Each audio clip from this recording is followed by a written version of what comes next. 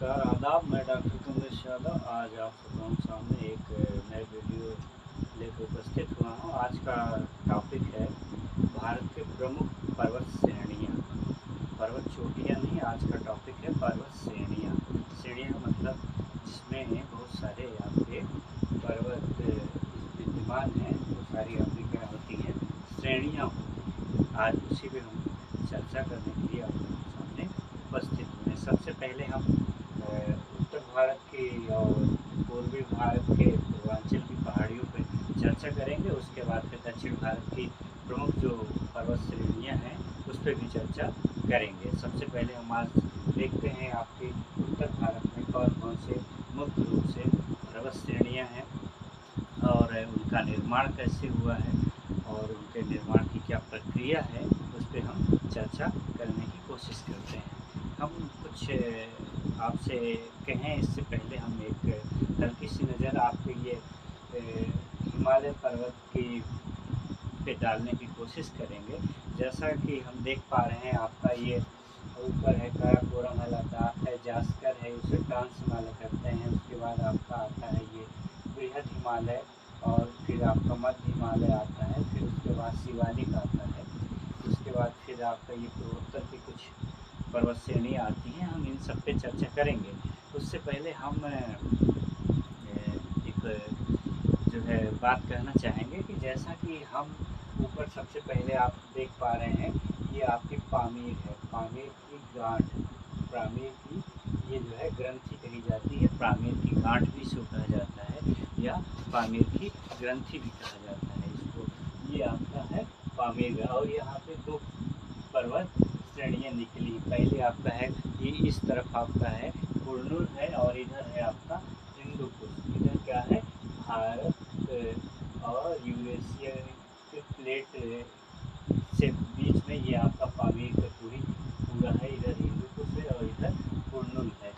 तो और आपका भारत की सबसे पहली जो चोटी है हिमालय भूखंड की, वो आपका है काराकोरम। कौन सी है? ये आपकी काराकोरम है। उसके बाद फिर लद्दाख है, उसके बाद फिर आपका जास्कर है। ये तीनों मिलके आपका क्या बनाती हैं? ट्रांस हिमालय। अब बात आती है कि ये ट्रांस हिमालय, इसका नाम ट्रांस हिमालय क्यों पड़ा, हम इस पे चर्चा करने की कोशिश करेंगे और आप लोगों को बताएंगे भी इसको इसका नाम ट्रांस हिमालय क्यों पड़ा। ट्रांस का मतलब होता है पार। ट्रांस मीन्स क्या मतलब होता है?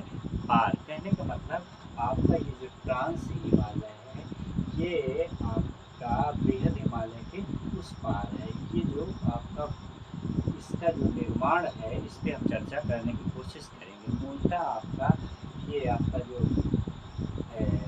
ऊपर जो है आपका क्या है, यूरेशियन प्लेट है और ये क्या है, पूरा इंडियन प्लेट है। जब यूरेशियन प्लेट और इंडियन प्लेट आपस में जो है जाके टकराते हैं, तब जाके आपका ये काराकोरम, लद्दाख, जास्कर और ये आपका पूरा पामीर, इसका जो है निर्माण होता है। बाकी जो आपका हिमालय है, जहाँ पे आपका वर्तमान हिमालय है, ऐसा कहा जाता है और ऐसा सच भी है, वहाँ पे टेथिस सागर था। कौन सा सागर था? वहाँ पे टेथिस सागर था। और उस टेथिस सागर में ये पूरा इधर की नदियाँ ला के अपना मलबा यहाँ पे क्या करती थी, जो है गिराती थी। और एक ऐसा समय आया कि मलबा गिरते गिरते उसमें इतना ज़्यादा मलबा हो गया, तो ये जो है आपका इसमें बलित पर्वत का निर्माण हो गया। अब कहने का ये मतलब है, ये जो आपका जो बृहद हिमालय है, या इसको सर्वोच्च हिमालय या आंतरिक हिमालय भी कहा जाता है, तो ये जो आपका बृहद हिमालय है, इसकी जो है ये इसका निर्माण टेथिस सागर वाले उससे है, मलबे से है। लेकिन आपका ये जो ट्रांस हिमालय, काराकोरम, लद्दाख और जास्कर, इस हिमालय का निर्माण आपका यूरेशियन और इंडियन प्लेट के टकराने से हुआ है। हाँ, और बाकी इस सारे हिमालय का जो जो पार्ट है, ये वाला हिमालय पूरा आपका, ये जो है आपका टेथिस सागर के मलबे वाला भाग है। ये वाला आपका ये तीनों हिमालय, बृहद हिमालय और लघु हिमालय और शिवालिक, लघु, शिवालिक और बृहद, तीनों हिमालय आपका टेथिस सागर वाले उससे मलबे से इसका निर्माण हुआ है। बाकी इसका ये वाला आपका ये हिमालय, इस हिमालय के पहले जो है इसका निर्माण हो चुका था। इसके बाद आपका फिर बृहद हिमालय का निर्माण होता है। बृहद हिमालय आपका इम्पोर्टेंट है, ये इसका ये जो है प्रथम श्रेणी मानी जाती है, ये हिमालय मुख्य हिमालय। ये आपका यहाँ नंगा पर्वत से लेकर नमचा पर्वत तक बृहद हिमालय का जो है क्षेत्र है। कहाँ तक है, इसके बाद फिर ये, हालांकि ये आपका म्यांमार तक जो है हिमालय का ही भूखंड है, ये हिमालय पर्वत का ही जो है श्रेणी है, लेकिन इधर आपके यहाँ आके इनके नाम अलग अलग नामों से आपको ये हिमालय के भूखंड को जानते हैं। लेकिन आपका यहाँ पे नमचा बरवा से लेके आपका नंगा पर्वत तक आपका बृहद हिमालय जो है आपका विकास माना जाता है। और बृहद हिमालय में ही दुनिया की सबसे ऊंची चोटियाँ इसी भाग में, इसी हिमालय में आपकी पाई जाती हैं। अगर हम इसमें देखें, आपका दुनिया की सबसे ऊंची चोटी एवरेस्ट जो है, जो कि आपके नेपाल में स्थित है, और ये दुनिया की सबसे ऊंची चोटी कौन सी है, एवरेस्ट है। एवरेस्ट है, उसके बाद मकालू है, धौलागिरी है, और इधर अगर यहाँ पे बात करें सिक्किम और ये बॉर्डर में तिब्बत के कंचनजंगा है। और भारत की सबसे ऊंची अगर चोटी की बात करें तो आपका केटू गाडविल है। कौन सी, केटू गाडविल, ये आपका किसमें है, काराकोरम श्रेणी पे आपकी स्थित है। भारत की सबसे ऊंची चोटी जो है, क्या नाम है, भारत में स्थित अगर पूछे, भारत में स्थित अगर आप सबसे ऊंची चोटी आपको क्या है, केटू गाडविल है। तो कहने का मतलब किस श्रेणी में है, काराकोरम में है। तो कहने का मतलब ये आपका तीन मिल, काराकोरम, लद्दाख, जास्कर, ये तीनों मिलकर आपके ट्रांस हिमालय का निर्माण करती हैं। उसके बाद आपका आता है क्या, बृहद हिमालय। बृहद हिमालय को आपको जो है ये आंतरिक हिमालय के नाम से भी जाना जाता है। और इसकी सबसे ऊंची चोटी आपका जो है एवरेस्ट है, जो दुनिया की सबसे ऊंची चोटी है। और इसका विकास जो है आपका यहाँ जम्मू कश्मीर से, ये नंगा पर्वत से लेके आपका ये अरुणाचल प्रदेश में, हालांकि ये नहीं है, ये नमचा बरवा ये यहाँ पे है। तो ये यहाँ तक आपका है। उसके बाद जो है आपका आता है किसका, बीच वाले भाग का, जिसको आप मध्य हिमालय कहते हैं। ये आपका मध्य हिमालय है, या इसको लघु हिमालय भी कहते हैं। क्या कहते हैं इसको, लघु हिमालय या मध्य हिमालय। लघु हिमालय या मध्य हिमालय ही ये दुनिया का सबसे खूबसूरत जगह इसी जो है हिमालय की पर्वत श्रेणी पर स्थित है। ये कहने का मतलब आपका जो मध्य हिमालय या लघु हिमालय है, ये टूर की दृष्टि से बड़ा ही संपन्न एरिया है। इसी में आपका ये पूरा हिमाचल से लेकर उत्तराखंड की जितनी भी खूबसूरत जगह है आपका, वो सारी आपका मसूरी हो गया, या फिर और जितने भी इधर के हैं टूरिस्ट स्थल, सब जाके आपके इसी श्रेणी में, चाहे नेपाल हो और चाहे हिमाचल हो, उत्तराखंड। कहने का मतलब ये वाला बेल्ट टूर की दृष्टि से या खूबसूरती के दृष्टि से सबसे ज़्यादा संपन्न हिमालय है, या कह सकते हैं कि ये टूरिज्म को सबसे ज़्यादा आकर्षित करने वाला हिमालय है, जिसको क्या कहते हैं, लघु हिमालय या मध्य हिमालय।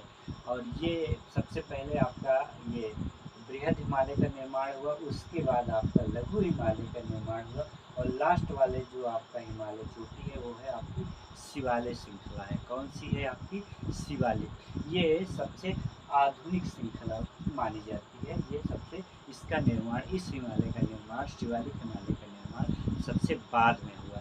सबसे पहले इसका हुआ, सबसे पहले तो इसका हुआ, फिर इसका, फिर इसका, फिर इसका। कहने मतलब जिस क्रम में ऊपर से नीचे आते जाएंगे, उस तरह से आपका मोड़दार हिमालय एक मोड़दार पर्वत है, आपको पता ही है। तो इस श्रेणी का उसी क्रम में क्या है, विकास होता चला आया है। ये हो गया आपका क्या, हिमालय। और एक लगे हाथ और हम एक अरावली का भी नाम लेना चाहेंगे आप लोगों के सामने। और ये अरावली जो है ये दुनिया का सबसे वृद्ध पर्वत है, या सबसे पुराना मोड़दार पर्वत है। कौन सा, सबसे पुराना मोड़दार पर्वत है। और इस पे हम देख पा रहे हैं इसका ये अवशिष्ट पर्वत का एक सबसे अच्छा उदाहरण अगर कहें कि अवशिष्ट का मतलब ऐसा हुआ जो कई सौ वर्षों पहले ये भी एक जो है, जैसे आज वर्तमान में हिमालय आपकी ऊंची ऊंची चोटियाँ दिख रही हैं, लेकिन कालांतर में ये भी इसका एक टाइम डायरेक्शन आएगा जब ये इसका जो है अपर्दन होते होते ये धीरे धीरे संप्राय मैदान में बदलता जाएगा। कहने मतलब किसी भी स्थल का जैसे जैसे जो उत्थान होता है, उत्थान होने पर एक लिमिट है, उसके बाद फिर क्या है अपर्दन भी शुरू होता है। तो इसलिए आपके अरावली जो है ये भी अपर्दन का शिकार हो गया है। कई ये सबसे पुराना अवशिष्ट पर्वत है और इसकी सबसे ऊंची चोटी है गुरु शिखर।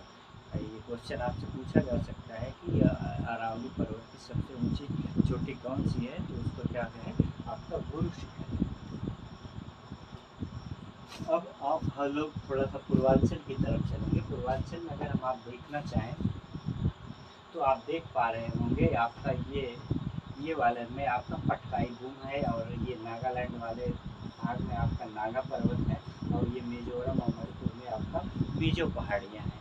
ये अलग अलग आपकी 3 पहाड़ियाँ, मुख्य रूप से 3 पर्वत, छोटी छोटी पर्वत श्रेणियाँ आपको मिलेंगी। ये आपका मिजोरम में मिजो मिलेगा, नागालैंड में नागा और उसके ऊपर ये अरुणाचल प्रदेश वाले भाग में आपका पटकाई गुम पर्वत श्रेणियाँ आपको अवस्थित मिलेंगी।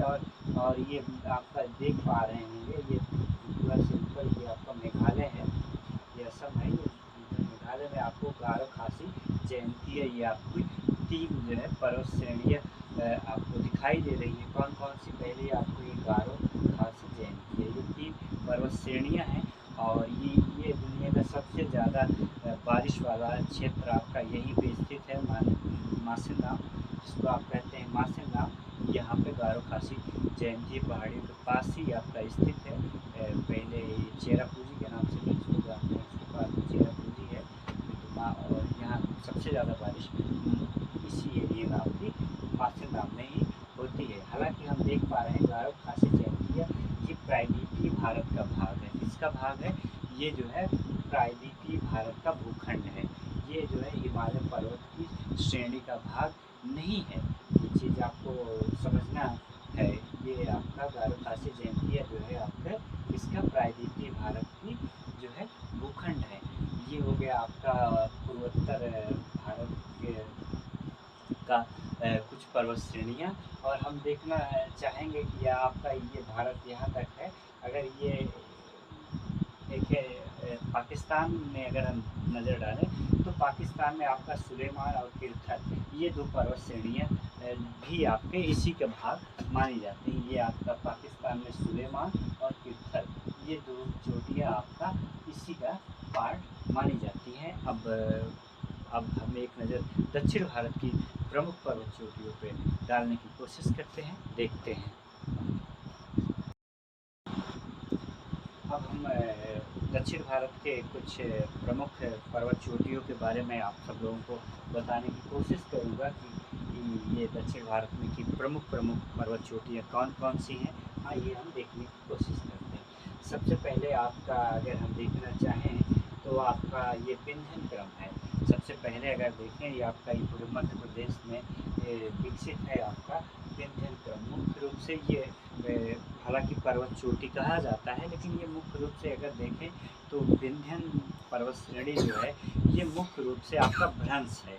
ये भ्रंश कगार है। क्या है? भ्रंश कगार है। भ्रंश क्या होता है? जैसे जब किसी भी समतल भूभाग के अगल बगल की ज़मीन नीचे धंस जाए और बीच वाला भाग जो है वैसे खड़ा रहे, तो वही आपका क्या हो जाएगा, अगल बगल की ज़मीन की अपेक्षा वो पर्वत चोटी के रूप में आपको पर्वत श्रेणी के रूप में दिखाई देगा। तो आपका ये पूरा विंध्यन क्रम है और ये विंध्यन क्रम के ये अगल बगल की ज़मीन जो है नीचे धंस गई है और ये ऊपर वाला भाग पूरा जो है तो ये आपका ऊंचाई पे दिखाई देता है। तो ये क्या हो जाता है, इसे आप क्या कहेंगे, ये आपका पूरा भ्रंश कगार है। भ्रंश मतलब नीचे धंस जाए और अगल बगल बीच हुई ज़मीन सेम वही स्थिति पे बनी रहे, तो ये आपका क्या हो जाएगा, आपका भ्रंश कगार हो गया।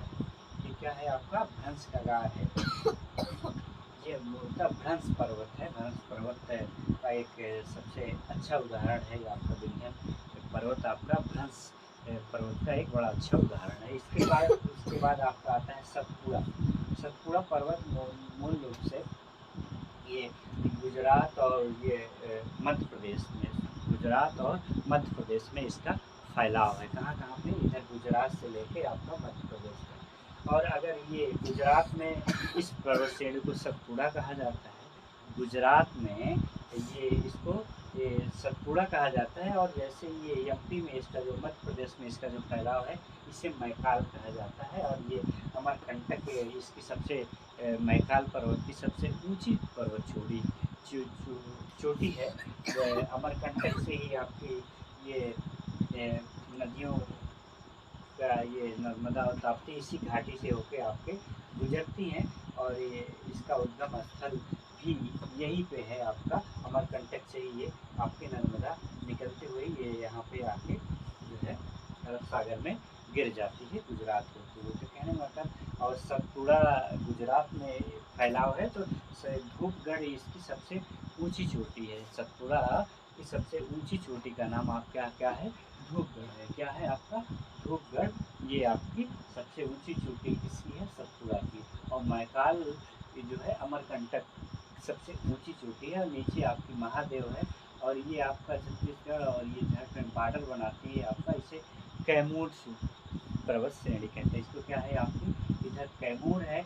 और जैसे महाराष्ट्र में आप जाते हैं तो महाराष्ट्र में आप देख पा रहे होंगे, ये आपका पश्चिमी तट है, और ये आपका पूर्वी घाट, ये पूर्वी घाट है, ये आपका पश्चिमी घाट है। और ये आपका आपकी अजंता पर्वत श्रेणी है, ये महाराष्ट्र में पूरी फैली है अजंता। हालांकि अजंता एलोरा आपका ये गुफा भी ऐतिहासिक दृष्टि से भी आपका ये संपन्न एरिया है। तो कहने मतलब ये आपकी अजंता पर्वत श्रेणियाँ हैं। और ये आपका क्या है? ये आपका पूरा कोंकण तट है, और ये नीचे केरल की तरफ आपका मालाबार तट है। कोंकण और मालाबार तट मिल के आपका जो है पश्चिमी घाट का निर्माण करते हैं। और पूर्वी घाट और पश्चिमी घाट जहाँ पे आके मिलते हैं, दक्षिण भारत में पूर्वी घाट और पश्चिमी घाट जहाँ पे आके मिलते हैं, वो आपका जो है वहीं पे नीलगिरी की पहाड़ियाँ हैं। कौन सी पहाड़ियाँ हैं? नीलगिरी की पहाड़ियाँ हैं। और नीलगिरी की सबसे ऊंची पहाड़ी का नाम है दादा बेटा। क्या है? दादा बेटा। इसका नीलगिरी की सबसे ऊंची पहाड़ी है दादा बेटा। ये है आपका प्रमुख, भारत की प्रमुख पर्वत श्रेणियाँ। एक बार हम पुनः जो है इस पे नज़र डालने की कोशिश करते हैं दक्षिण भारत पे। ये पूरा आपका पूर्वी घाट है, ये आपका मालाबार है, कोंकण तट दोनों मिलकर आपका पश्चिमी घाट का निर्माण करते हैं। और ये आपके अजंता चोटियाँ हैं, ये आपका कैमूर है। और ये पूर्वी घाट आपका इधर उड़ीसा तक है आपका। ये पूरा तमिलनाडु, आंध्र, उड़ीसा, ये सारा लेके आपका पूर्वी घाट जो है का निर्माण करती है। इसके बाद आपका महादेव आता है, फिर आपका ये सतपुड़ा और मैकाल आता है, फिर विंध्यन आता है, और इधर आपका गुरु शिखर है। ये कहने का मतलब ये आपका जो है दक्षिण भारत की प्रमुख चोटियाँ हैं। तो हम उम्मीद करते हैं इस छोटे से वीडियो से आपको एक चीज़ तो स्पष्ट हो गई होगी कि भारत में कौन सी पर्वत श्रृंखला किस जगह से, किस प्रदेश तक उसका विस्तार है, और उसकी कौन सी सबसे ऊंची चोटी है। इन सबको हम समझ पा रहे होंगे, या आप भी समझ पा रहे होंगे। तो धन्यवाद, आप लोग इतना प्यार दे रहे हैं हमारे इस वीडियो को, इसके लिए हम आप लोग का तहे दिल से शुक्रिया।